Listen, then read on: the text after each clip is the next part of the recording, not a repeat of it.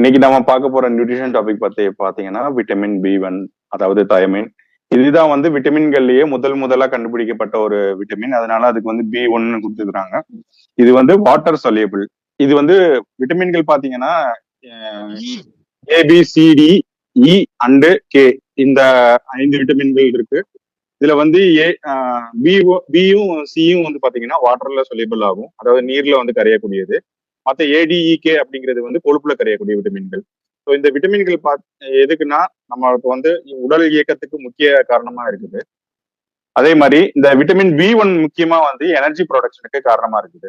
இப்போ நம்ம உடம்புக்கு இன்ஸ்டன்ட் எனர்ஜி தேவை அப்படின்னா விட்டமின் பி 1ம் சியும் தான் முக்கியமா தேவை. ஏன்னா இதுதான் வாட்டர் சொல்யூபிள், உடனே நமக்கு எனர்ஜியை கொடுக்கக்கூடியது. அதுல பி 1 வந்து முக்கியமான பங்கு வகிக்குது. இதுல வந்து நரம்பு செல்களை புதுப்பிக்கக்கூடியது, அதில் நரம்பு செல்லுக்கு தேவையான ஊட்டத்தை கொடுக்கறது இந்த விட்டமின் பி 1.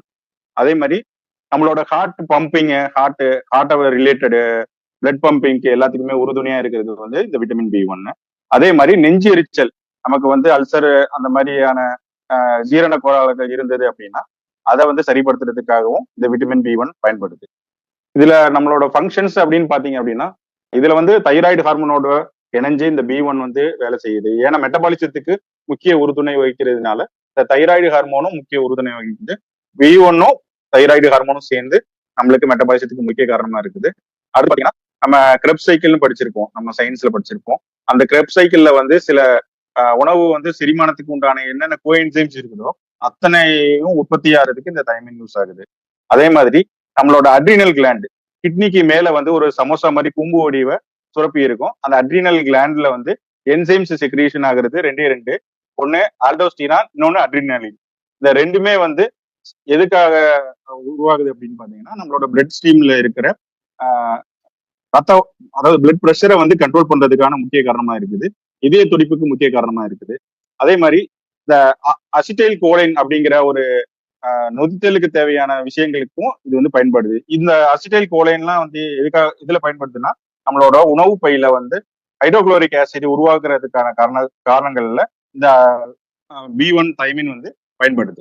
நான் முதல்ல சொன்ன மாதிரி தான் இதோட ஃபங்க்ஷன்ஸ் பாத்தீங்கன்னா கோலைன் கூடயும் பேண்டோதெனிக் ஆசிடும், இந்த இறைப்பையில இருக்கிற கோலைன் அண்ட் பேண்டோதெனிக் ஆசிடோட சேர்ந்து நம்மளோட நெஞ்செரிச்சலை வந்து கண்ட்ரோல் பண்ணுது.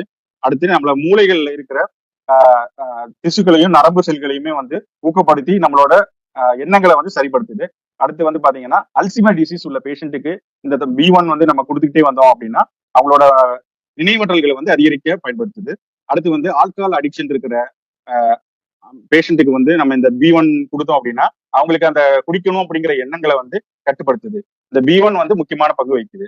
இந்த பி 1 வந்து என்னென்ன டெபிஷியன்சியை கிரியேட் பண்ணுது அப்படின்னா நம்ம முதல்ல சொன்ன மாதிரி ஆல்டோஸ்டிரோன் அண்ட் அட்ரினலின் உருவாக்கத்துக்கு முக்கிய பங்கு வகிக்குது.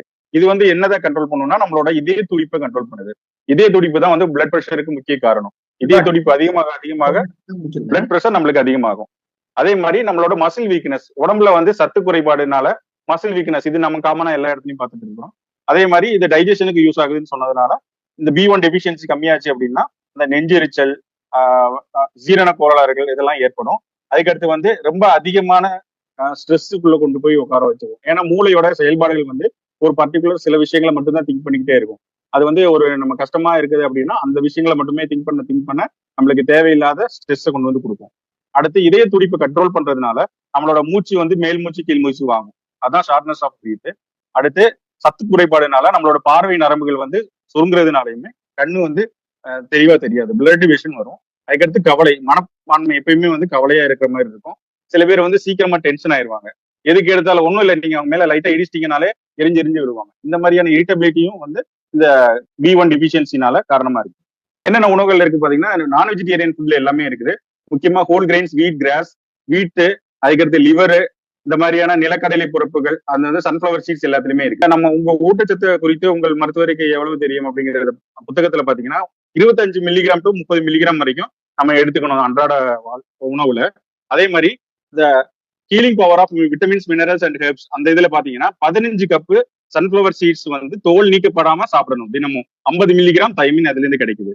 இது வந்து இந்த மாதிரியான அதிகப்படியான உணவுகள் எடுத்தா மட்டும்தான் நமக்கு அந்த தைமின் பற்றாக்குறை சரி பண்ண முடியும். அதை கண்ட்ரோல் பண்றதுக்காக நம்ம கையில வந்துட்டு சப்ளிமெண்ட்ஸ் வந்து டெய்லி பிளஸ் அந்த விட்டமின் பி ஈஸ்ட் பிளஸ் அப்படிங்கிற பொருட்கள் இருக்குது, நம்ம கிட்ட அந்த சப்ளிமெண்ட் இருக்குது. இதுல வந்து விட்டமின் B1 பாத்தீங்கன்னா 1.4 மில்லிகிராம் பெர் டேப்லெட் இருக்குது. இது நம்ம வந்து 3 வேளையும் எடுத்துக்கிட்டோம் அப்படின்னா நம்மளுக்கு அந்த பற்றாக்குறையை சரி பண்றதுக்கு வசதியா இருக்கும். இது வந்து டெய்லி பிளஸ்ல வந்து நம்மளுக்கு 1.4 மில்லிகிராமும் இருக்குது. அதே அளவு தான் வந்து விட்டமின் பி ஈஸ்ட் பிளஸ்லயுமே வந்து இந்த 1.4 மில்லிகிராம் அளவு இருக்குது. இதை நம்ம வந்து 3 வேளை எடுக்க எடுக்க நம்மளுக்கு அந்த பற்றாக்குறைகள் சரியாகும். மிச்சத்தை வந்து நம்ம உணவுல இருந்தும் நம்ம எடுத்துக்கலாம். இது முக்கியமா நீங்க எடுக்க நம்மளுக்கு வந்து நோய் எதிர்ப்பு சக்தியை அதிகரிக்கும். அதே மாதிரி நம்மளோட மசில் வீக்னஸையும் கம்மி பண்ணும்.